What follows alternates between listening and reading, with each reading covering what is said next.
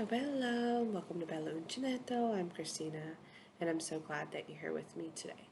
If you're new, welcome in. If you're returning, welcome back. No matter how long you've been here, I always appreciate your time. I am steadily climbing, sometimes taking a step back or two to my goal. Unfortunately, I was not able to make it before my son left, but I told him that that did not deter me, nor would that stop him from going live with me, because that is the beauty of things like Restream and StreamYard. He doesn't have to be in the room with me, or even in the same time zone as me. We can be on the computer at the same time. So, I am still trying to reach that goal, and I'm hoping that I'll get there soon, but we'll see. If you are new here, just one moment. Okay, sorry for that. My daughter had a question. If you are new here, my son told me that basically nobody cares enough about yarn for my channel to reach 1K. Obviously, he doesn't know about some of the much bigger channels that do talk all about yarn. But he was like, nah, it's never gonna happen. He was like, and if it does happen, because he strongly believes it will never happen, he was like, I'll even subscribe to your channel. I'll be your 1,000th subscriber, and I'll go live with you. And I was like, that's how much you think it's not gonna happen, huh? Okay. So, you know, it's not a sprint, it's a marathon, but we will get there. And thank you so much for everyone who has been here for any amount of time. Like I said at the beginning, I really appreciate your viewership, because if I didn't have that, then there would be no way that I could even get there. So to each and every one of you that are here, that have shared me out, that have used your household accounts, right? If you have more than one email, you can subscribe in more than one place. And I know that there are people that have done that, and I am grateful for that. So just a big thank you and a little nudge. If you do have a way to share me out and you would like to do that, I would greatly appreciate it. So today I'm here because the absolutely wonderful human, Rusty, who sometimes shows up in videos with Mama G gear,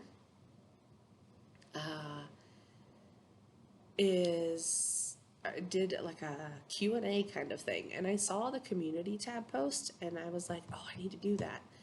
And then I got sick and crazy things happened in Sicily, like the island being on fire, and I was like, okay, well, I can't even like have enough electricity for my laptop to stay charged to record a video. So I was like, I'm just gonna have to wait. But I do have a little bit of time now to record and get this uploaded for you all. So I have my phone.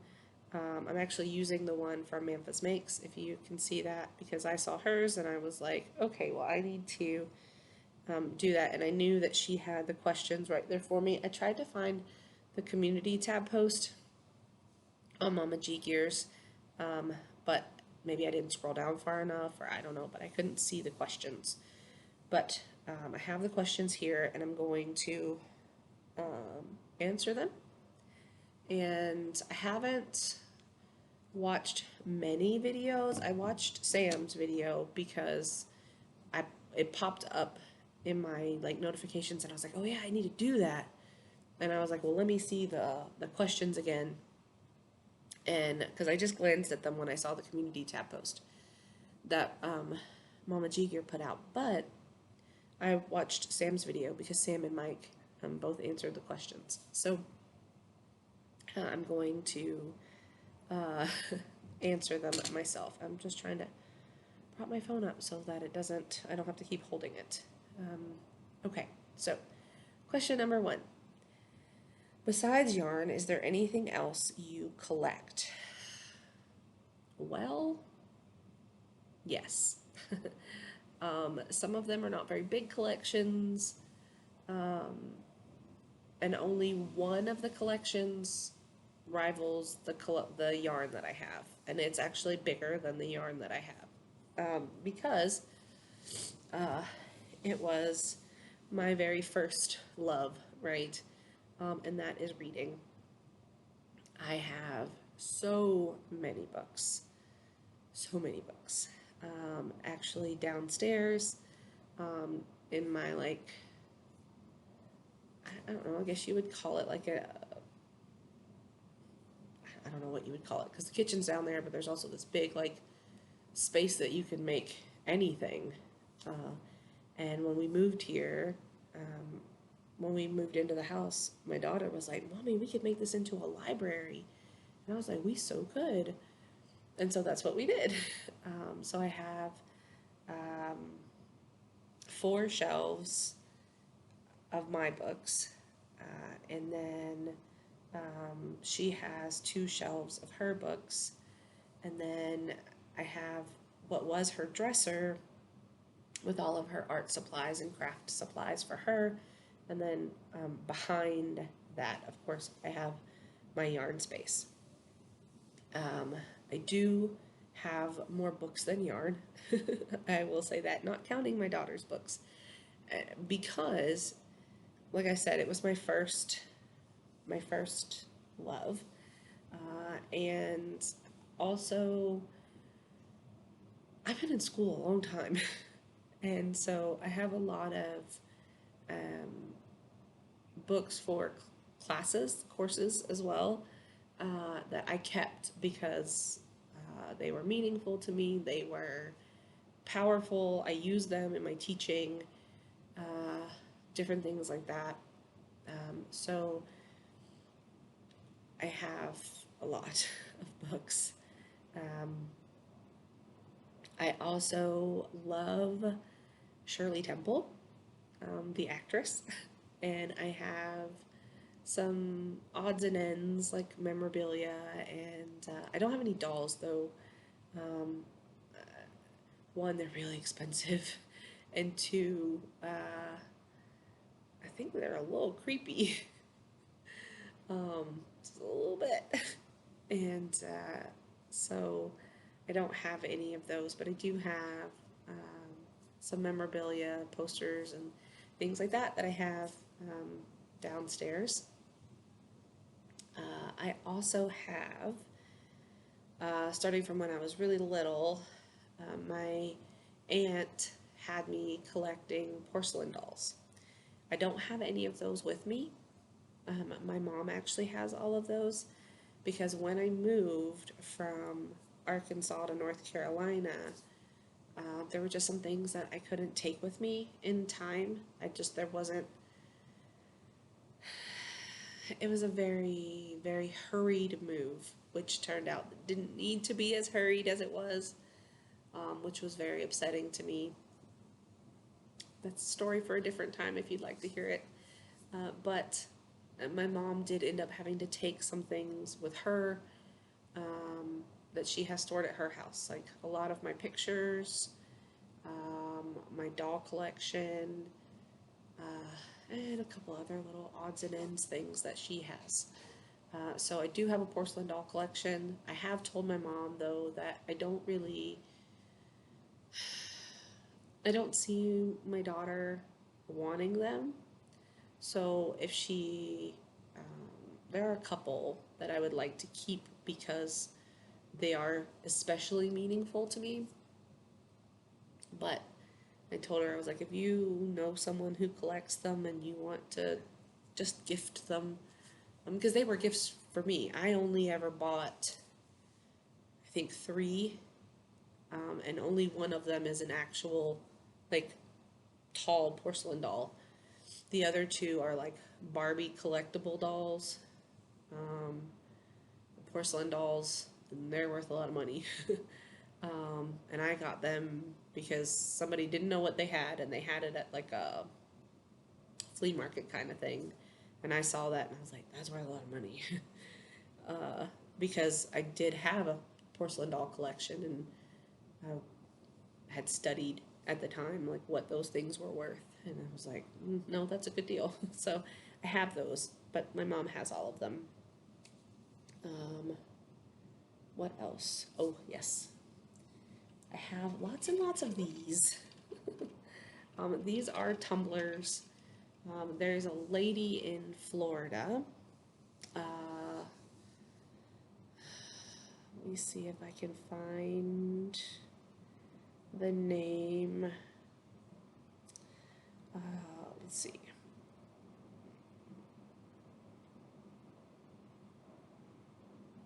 Yeah, Glitter Girl Custom Tumblers. Her name is Shirley, and she makes amazing tumblers.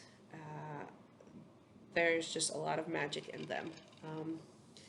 It's another magic that I don't possess the skill for.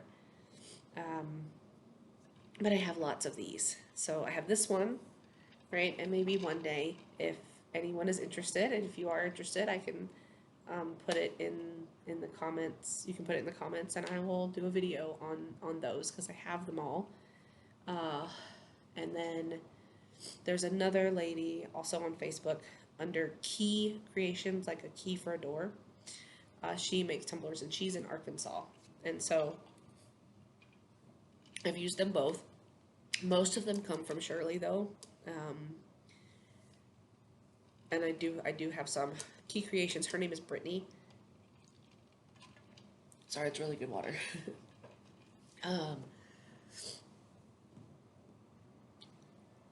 She's in Arkansas, and I've ordered from them both. They're both amazing, phenomenal crafters, but I do have a probably oversized collection of those.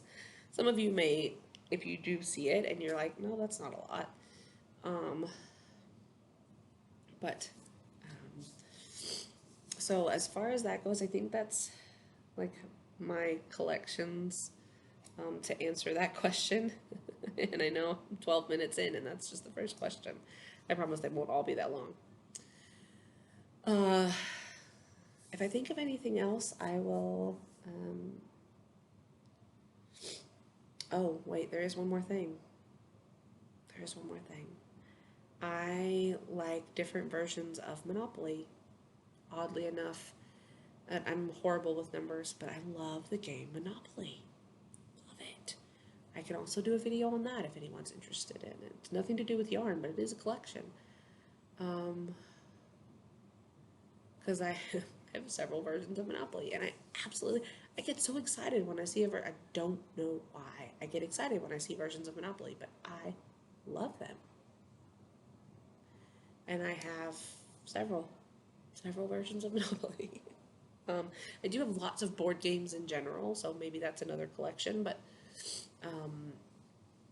because we do game night, even just my daughter and I, sometimes we'll do game night, or we'll do a movie night, or movie and games, and then like when the power was out, we did games for a while, because I mean there was nothing really, like, because they're on their respective devices, and here I am, sitting in front of a computer recording a video, and they, we come together and do things like that. But even if my son's not here, my daughter and I have lots of board games that she can play, and then as she gets older, I teach her some of the board games that are a little bit older than she is right now. So like as she reaches that level, we learn a new game. Okay, no more collections, I promise. Although, no, I'm kidding. Okay. Number 2, what is your most prized possession?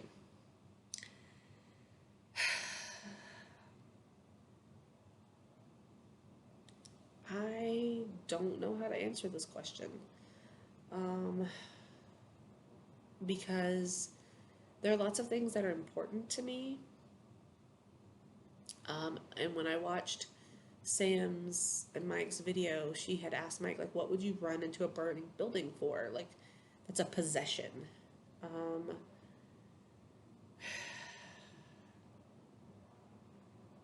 and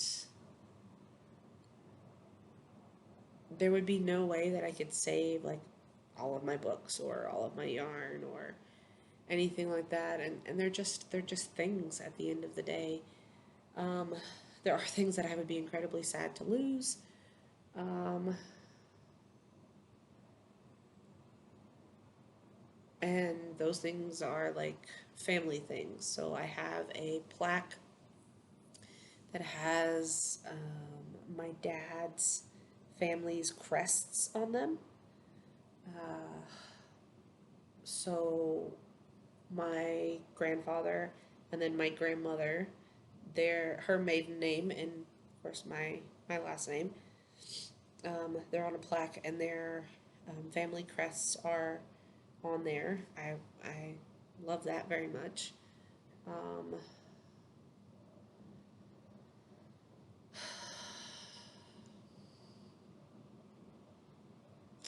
I have this is gonna be a little silly, but I have a rock that is from my grandparents' house.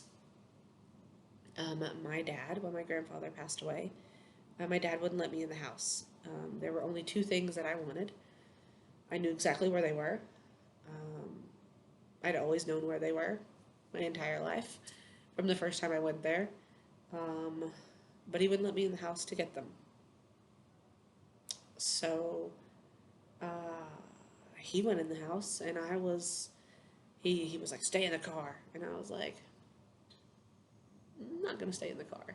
So I got out of the car, and I went into the garden and grabbed this semi-flat rock that was by one of the rose plants, and just put it in my bag. And that's it. The house does not exist anymore. I think it's actually been knocked down. My dad sold it, and it was a big lot. Oh, it was a big lot. So I think there have been multiple houses that have been put there now. The house itself doesn't even exist anymore. So, you know, that's a prized possession. Um, I don't know that I'd run into a burning building for it, but it means an awful lot to me. Um, as I just said, my mom has the majority of my pictures, like my kids' pictures and things, so I don't know that I have anything here necessarily that couldn't be replaced, or reprinted, or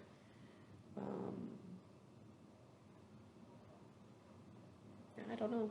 I don't really know how to answer that question. I mean, I kind of answered it, but I can't spend 12 minutes on every question. We'd be here all day. um, Number 3, name a book or movie that is important to you. Well, there are lots of books that are important to me.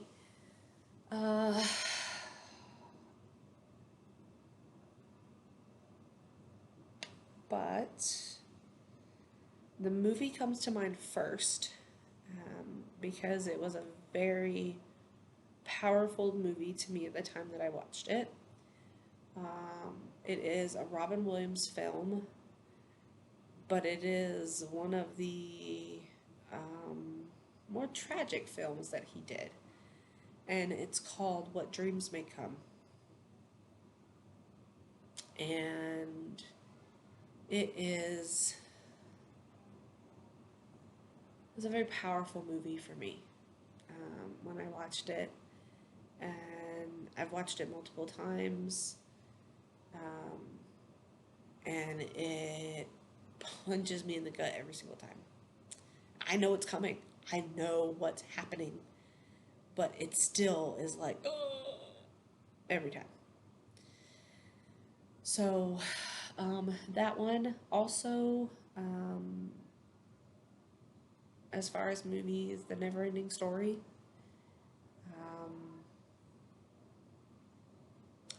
more so the first one, but all of them, really. Uh, very, very powerful to me growing up. Very powerful to me growing up.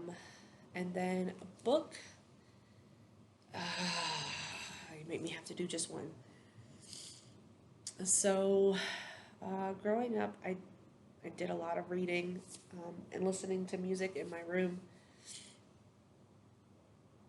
So, I probably read things that I shouldn't have been reading at the time. We'll get to that in just a second. But there was a book that I read. It was age appropriate. It wasn't inappropriate, but it really just made me. Whoa. It was amazing. It's A Wrinkle in Time, which is actually a set of 5 books. It's a series of books, if you did not know that. Some of you may know that, and that's wonderful. And Madeline L'Engle wrote there is just like a whole, like, set that, like, traces different threads within that realm, within that world, within those people. So A Wrinkle in Time is a quintet. There are 5 books. And then, like, the grandchildren, and then another part, it's just, it goes, that just got me going, right? And then when I realized that there were so many more out there, it was amazing. I absorbed every single one of those. I own a copy of every single one of those. Some of them are very, very old. I was absolutely thrilled when the movie was coming out. I was like, oh yes, finally! And then I saw it, and I was so angry. So angry. It was a great movie, do not get me wrong. They did pretty good with all the choices that they made. But, and I'm sorry, this is going to be a little bit of a tangent because it still upsets me. I know it's a movie. I know I don't have any control over it. But one of the biggest things about the series of books that starts with A Wrinkle in Time are the twins. And they're not in the movie. It's not just 2 kids in that family. And they left the twins out. And that is a huge hole. And what that tells me is they don't plan to make the rest of the series. They only were going to make the one movie. And that was very upsetting to me.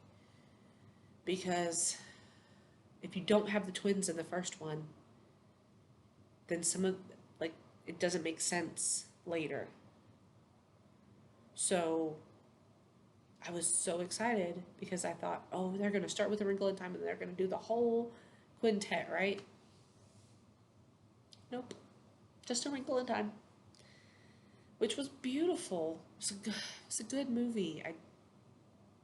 I do like the movie, but I cannot say that it was like an absolute gem, right? Because they left the twins out, and that made me very upset. I almost walked out of the movie, to be honest. But I watched it for cinematic purposes. And for cinematic purposes, it was great. Okay. I'm only on question 4.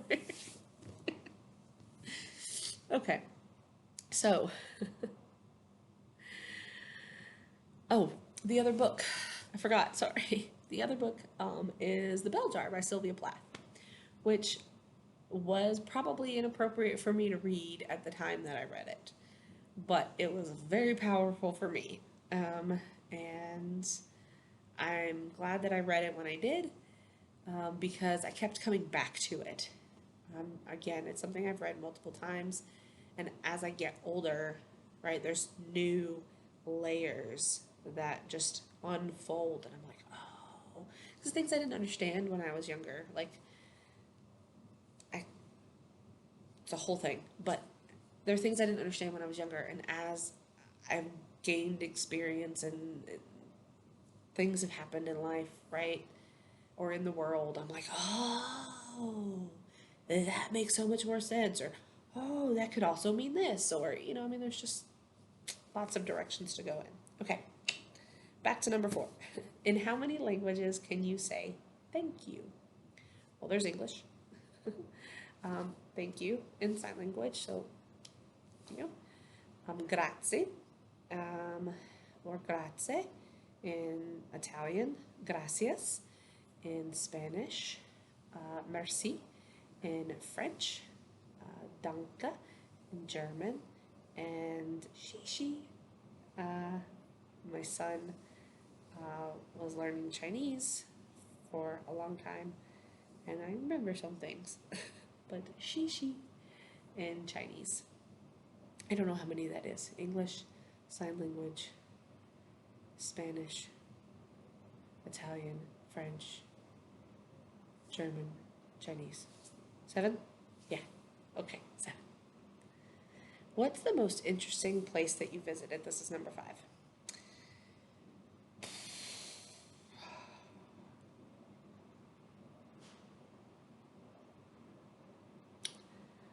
So, interesting could mean a lot of things. Interesting can mean like strange. Interesting can mean like you really enjoyed it and it's something that you would like visit again and again. Interesting can mean fun. So I don't really know which way to interpret that, but there are definitely some places that I've been that have just stuck with me.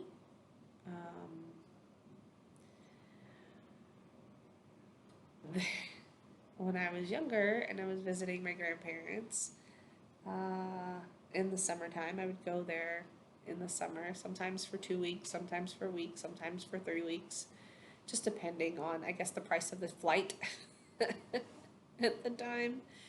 But they took me to a medieval fair, and I think it was just like a blend of different things because they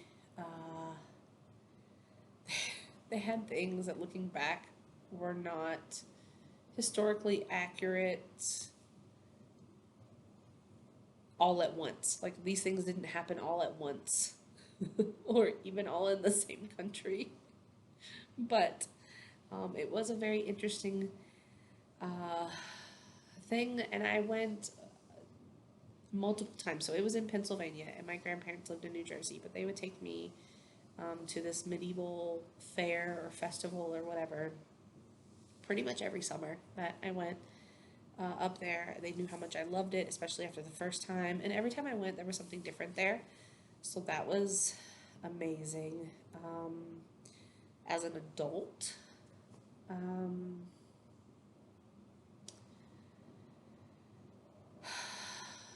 I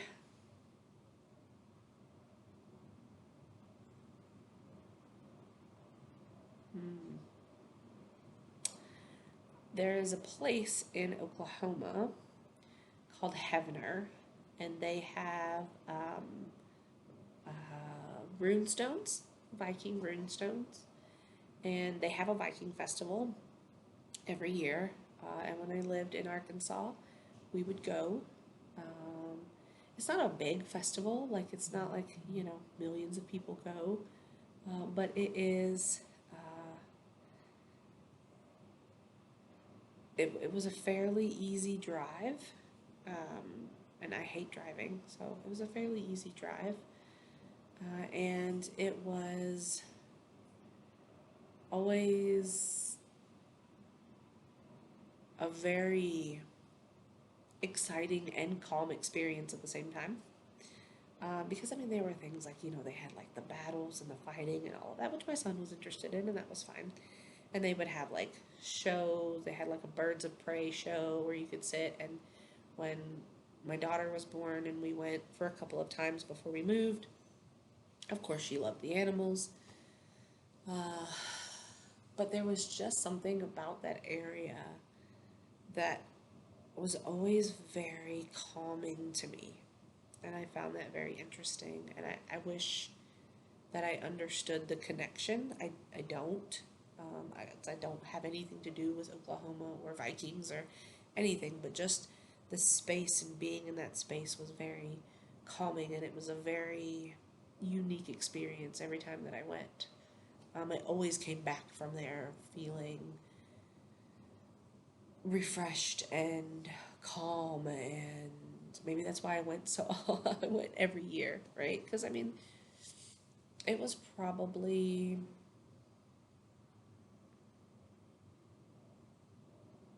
4.5 hour drive from my house. Uh, maybe a little bit longer. I don't remember. It's been several years, but I do still follow the festival and the park, because there's a Runestone Park there that I follow on Facebook. So I do keep up with what's happening there. Um, that was always an interesting place. Um, and then I would have to say,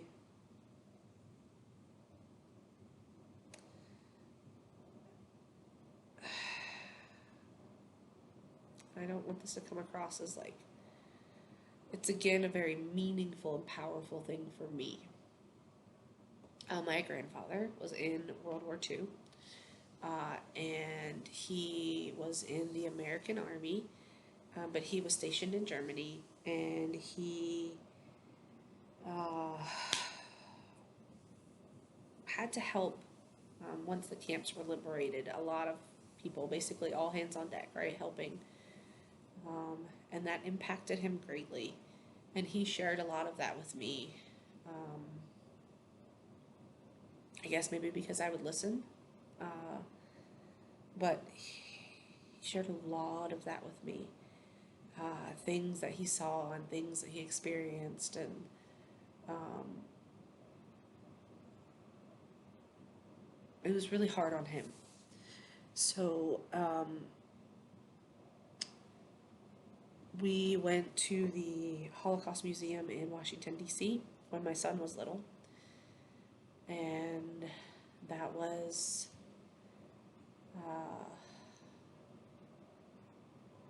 definitely an experience that moved me a lot. Um, Mainly because, I mean, I had heard about it like at school, but you don't know, right? And I'll never know. And I hope to God no one ever has to know what that's like ever again. But unfortunately, like, it still happens, and it just makes me so awful, feel awful inside. But because of the impact that that had on him, it became something very, very significant to me. And I do everything I can to make sure that tolerance and understanding is taught to my kids, to kids that I teach, and also living in Arkansas, if you're not familiar. There were two Japanese internment camps in Arkansas. One was called Rower and one was called Jerome. They don't really exist anymore. There aren't really buildings. There's like a chimney thing for one. But Rower has a museum now. And I would take my students to the museum. It's near a place called McGee, Arkansas. There's a railroad museum there on one side, and then there's the rower um, museum on the other side. So we would go because I taught high school English, and we always studied Elie Wiesel's Night in 10th grade, and 10th grade is also world history, and they study World War II. So the history teacher and I would always make it a big unit and take the kids because it is important. That happened in the very state that they live in. And I know that it became farmland and all of that, but I mean, there's still a graveyard where people were buried, right? And even though they were taken from everything that they had and they were brought to this place, they still had to leave loved ones behind when they were made to go back to nothing because everything they had was gone, right? And that's just so heartbreaking to me. So even here in Sicily, I have done like, I know this was my first year here, but I did some things at the school as well because it is very powerful to me. So again, very, very long answer, and I'm sorry for that. Almost 40 minutes. Wow, this is going to be a long video. We'll see. So I'm only on question 5, and there are 16. We'll speed it up a little bit. I'm sorry. Number 6. Are you a morning bird or a night owl?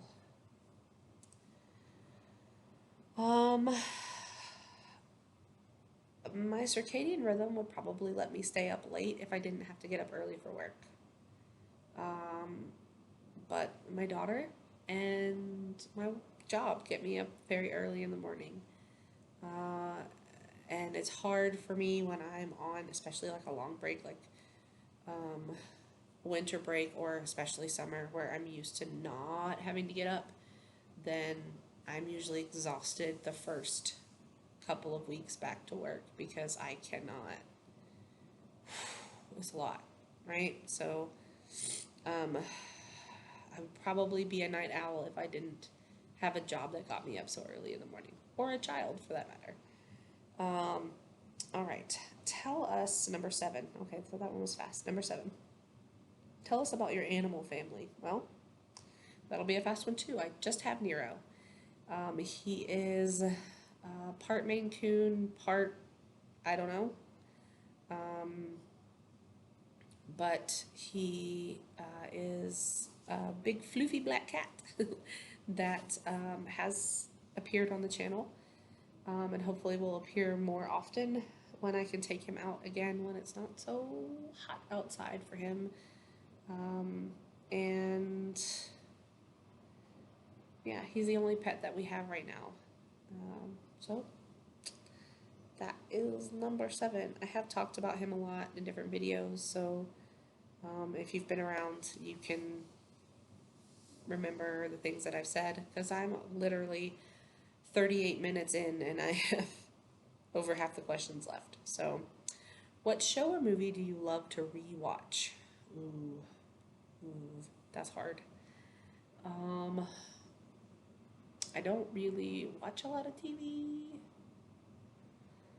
but movies, I could watch Grease, I could watch Dirty Dancing, I could watch 16 Candles, I could watch those over and over and over again. There is actually a BBC version of Pride and Prejudice that has Colin Firth in it. I own it on VHS. It's 6 VHS tapes long. The box is like this. It's a box set. I can watch that over and over and over again, and I did. More recent things. I could watch Harry Potter movies over and over and over again. I could watch The Big Bang Theory over and over again. I could watch How I Met Your Mother, Bones, Um,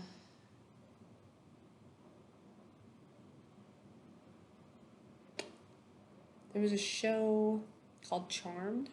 I could watch that over and over again. Uh, I could watch Rainbow Bright over and over again. I like that show growing up. And Strawberry Shortcake. Um, yeah, there's a list for you. It's random, but there you go.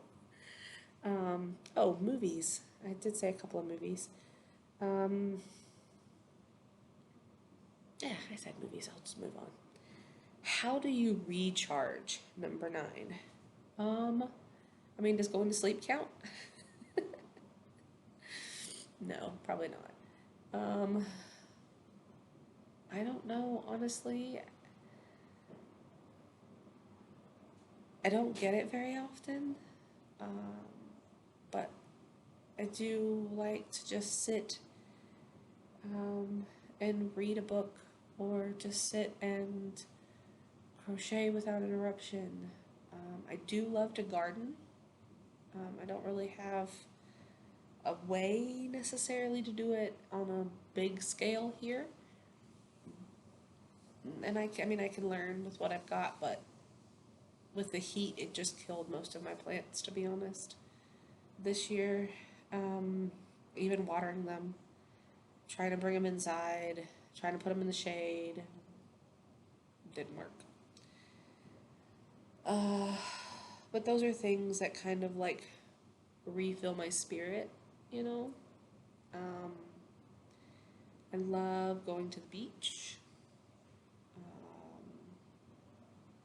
When I went to Pinsolo to meet my family and see where my family's from, that was incredibly powerful, and gave me like this sense of self, which was amazing. So I don't know. Pick one of those. Maybe that'll work. I don't know. What's your favorite way to travel? Oh, none of them. None of them. One, I don't like driving at all. I don't even like getting in my car to drive to the store. I don't like driving. I don't. If there was something that I could honestly pay someone to do for me, it would be to drive me places. Just you drive me places. Maybe a maid, but I mean, basic things I can do. I don't necessarily deep clean that often, but you don't have to deep clean that often. I don't. But anyway, I don't like traveling by car. If I'm driving, if I'm not driving, cool. Trains are okay. I hate traveling by bus. Oh, it takes forever. And planes are fine. I don't mind traveling by plane, but it's the waiting. Like you have to go through security, go through this, and then go stand in line, and then wait to get on the plane, and then wait to take off, and then you take off, and then you're just there in the plane, and like, no, I'm not doing the driving, but still, then you gotta get off, and then you gotta get your luggage, and then it's just like this whole process. And then if you travel time zones, you're exhausted. I don't know. So, I mean, if I had to pick one, probably plane. Although, like I said, if I'm not driving, I love a good road trip. I do not want to drive, though. So, car, as long as I'm not driving, or plane, I guess. All right. Number 11. Oh, this is a long video. I'm so sorry. Do or did you have any nicknames?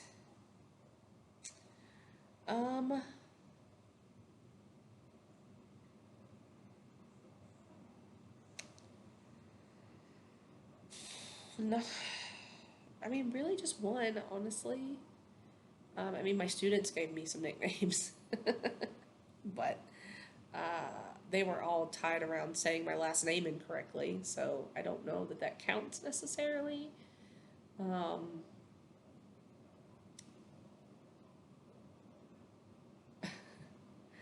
But growing up, my uncle, so um, I grabbed this for a reason. It's related, I promise. Uh, my mom's sister got married, right? So my uncle, by marriage, his brother, is the one who gave me the nickname. Um, and it's kind of related to my name. So my name is Christina, right? And growing up, they would call me Tina. But he always called me Tina Marie. My middle name is not Marie. It's not Marie.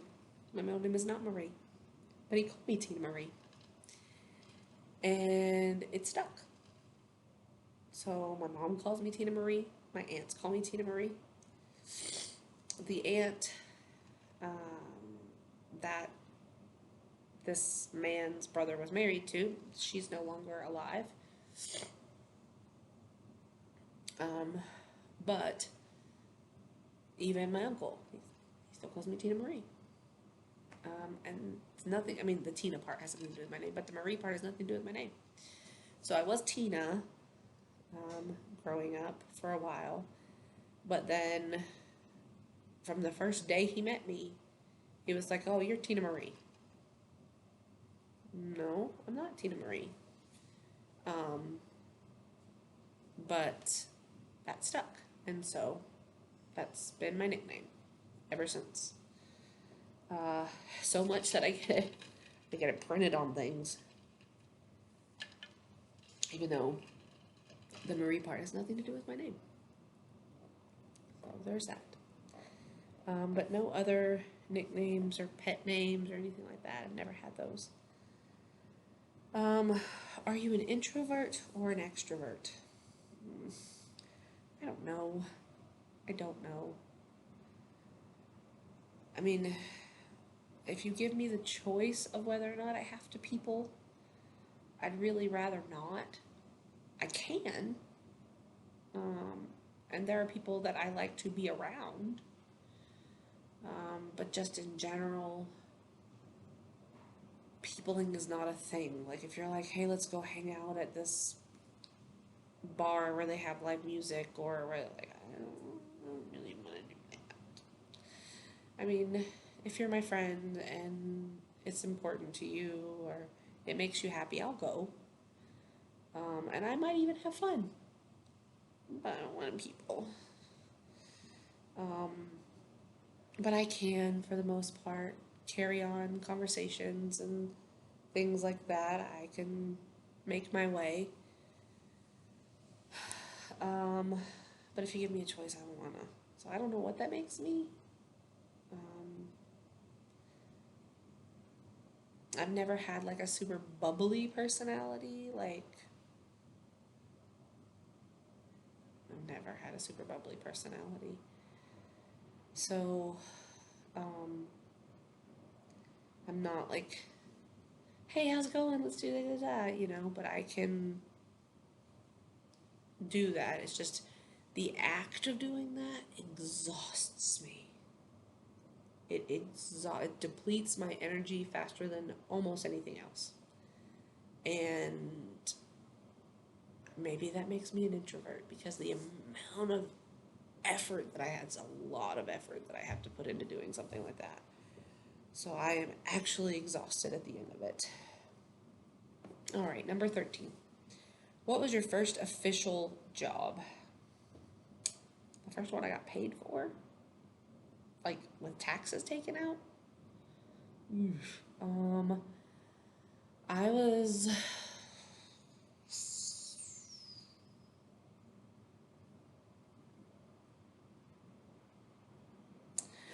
So, the first official job where it was like, I wasn't like sweeping my aunt's shop or something and just getting paid like in cash.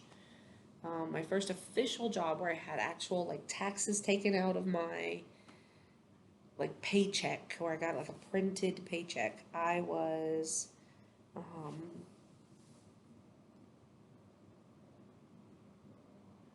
a senior in high school, and I was working at a doctor's office. The same guy who called me Tina Marie was working at his office, um, answering the phones. And then he needed help at a hospital, like in another town, and asked me if I wanted to help and I'd be making more money. And I was like, yeah, sure. And I went and worked in admissions, doing paperwork there and filing and things like that. So that was my first real job, like of my own, where I wasn't like just getting paid under the table, right? I mean, I did other things before that, but my first actual where I got like a printed paycheck and had to like take it to the bank and deposit it and stuff, that was it. Number 14. If money was no object, how would you spend your day? I don't know. I've never had to not think about money since I was a grown up. Like, I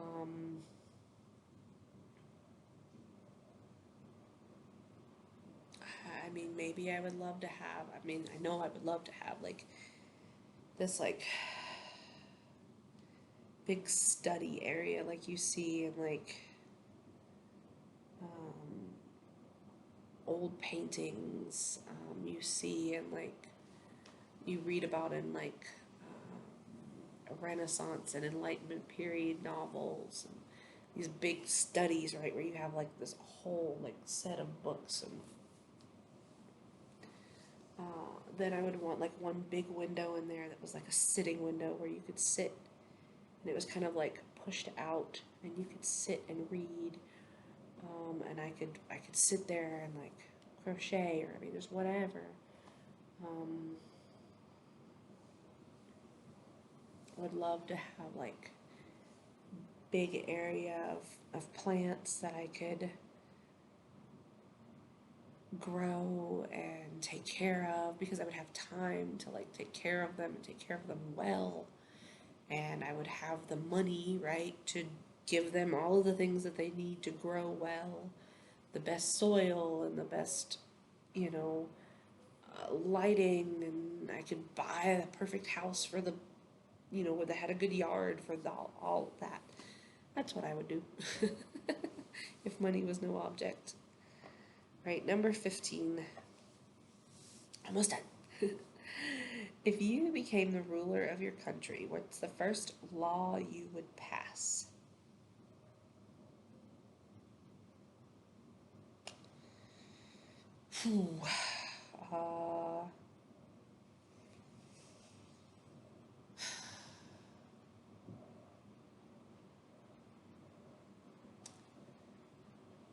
I would want there to be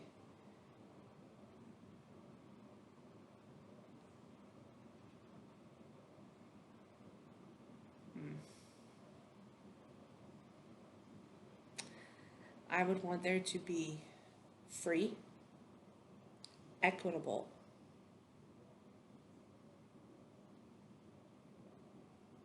and safe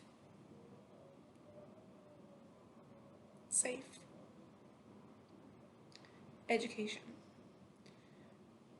for everyone.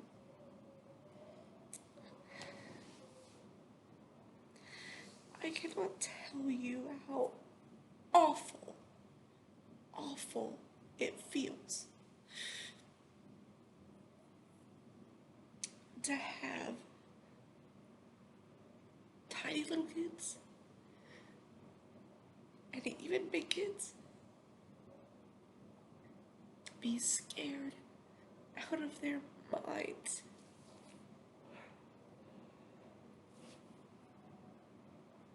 over active shooter drills,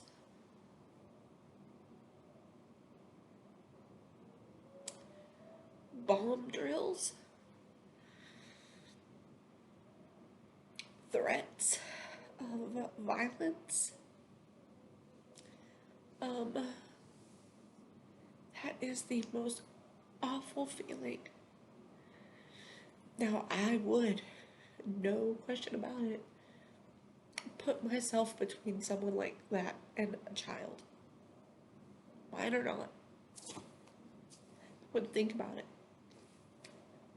But the fact that you have to do that in America makes me so mad. And then the fact that there is such a disparity between different areas of the country in what they have access to for education. It should not be like that. It should not be like that. Sorry, that was a super, super, super emotional moment, and I apologize. But that would be the first one. That would be the first one. Free, equitable, safe. Wouldn't matter, I mean, there are so many countries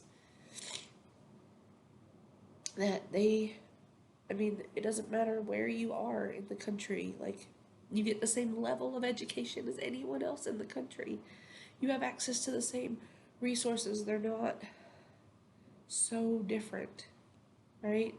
You don't have these different levels just in basic education. And that has been awful to watch the education system be torn apart in America. It has been. So, I know that's not the last question, but that would be the first law that I would pass. So, number 16, final question, which will probably take me right up to an hour because I still have to say goodbye. Hold on. I didn't see that question completely. Name something that you are proud of. Well, it says something and not someone. So, because there's lots of someones that I'm proud of. But something that I am proud of.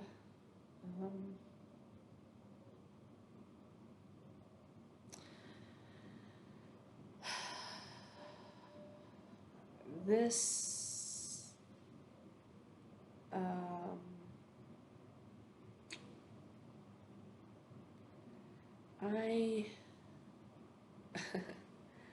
I am incredibly proud of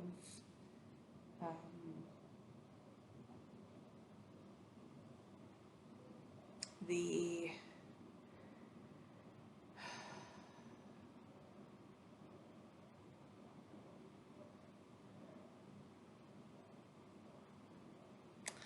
I'm incredibly proud of my freedom,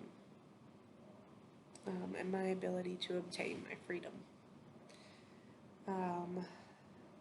I don't mean like freedom of like my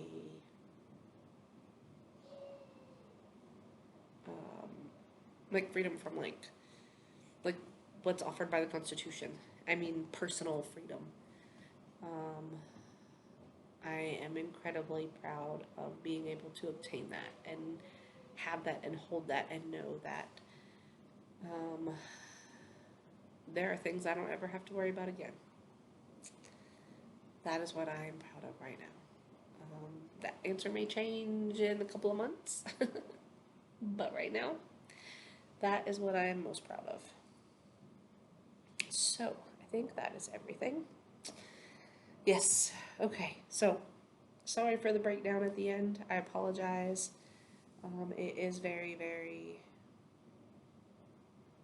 very significant to me, if you can't tell, because that was a very visceral reaction. I did not plan on that happening, but it did. And there we go. So if you would like to answer these questions. I know that Rusty and Mama G here have put out a video for this, and you are you are tagged. It's an open tag to anyone who wants to answer these questions.